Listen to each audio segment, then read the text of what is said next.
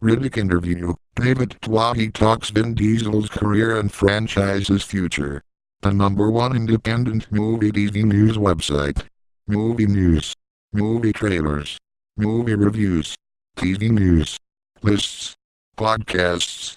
Currently hot topics. Batman vs Superman vertical bracket, Guardians of the Galaxy vertical bracket, Game of Thrones vertical bracket, Star Wars vertical bracket, Breaking Bad vertical bracket. Riddick interview. David Twohy talks Vin Diesel's career and franchise's future. By Rob Cleese. In the 14 years since orchestrating the breakout hit of Pitch Black in 2000, helping launch Vin Diesel's acting career, writer and director David Twohy has only directed 4 feature films, 2 of them sequels to a Pitch Black. While he provided the story for the Dark Fury animated film, a bridge between Pitch Black and its first sequel, and was given thanks on at least one of the highly acclaimed Riddick video games, Twohy's biggest accomplishment might just be getting the green light for production on a third live-action Riddick film. After the critical and box office failure of the big-budget Chronicles of Riddick 9 years ago, it's been a long and challenging process for Twohy and Diesel to get the financing in order to tell more of their Riddick story. Screen Rant had the opportunity to interview David Twohy during the Riddick junket, and the first question we asked was whether or not he even imagined a long-spanning franchise around the Richard B. Riddick character. Screen Rant. Let's jump all the way back to Pitch Black. Did you have any idea this character would go on another 13 years? David Twohy. No. If you ask Vin, he'll probably say, yeah, I saw it all. The future was unfolding before his eyes.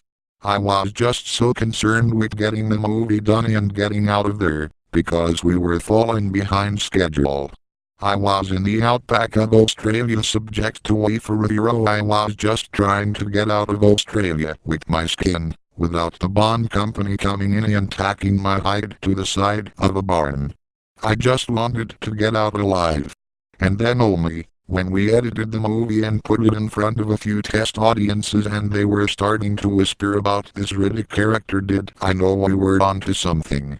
I thought, hey, this could be the start of something, but I didn't know what that could be. We certainly didn't plan it as a franchise. We were just so consumed with trying to make the first movie work. This franchise is unusual, because you and the star have both stayed together through 3 films. And you both have a hand in brainstorming. Talk me through you and Vin's process, when you get together and talk about it. We don't hang out all the time, so we tend to get together for intense periods of time only, when we're contemplating making a movie or actually making it. It'll be me going up to his house in the hills, sitting on the kitchen counter, and starting to throw out some ideas and seeing what he gravitates to.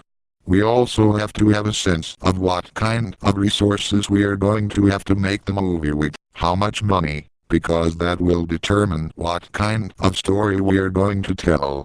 We knew this time, because it was kind of an independent movie, not a studio movie, that it would mean less money and more freedom. Okay, great. But we can't do everything, so let's limit it to one world. We're both fans of Jeremiah Johnson. We're both fans of the Castaway.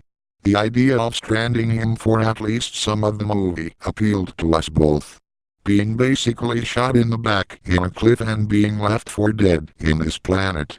So we just kind of know in our heads what we want to do, doing a callback to Pitch Black in the boss John's character, the guy who's looking for answers about his son's teeth. I told him that would be a good heartbeat for the story, a very personal quest.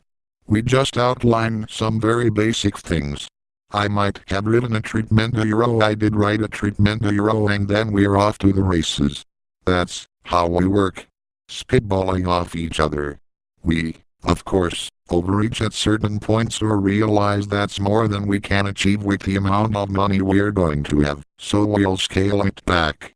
In the early meetings, anything is possible. We throw some wild shit down. And then, sooner or later, it's the brain that has to organize it and make it a telling, singular drama, as well as an extension of the franchise.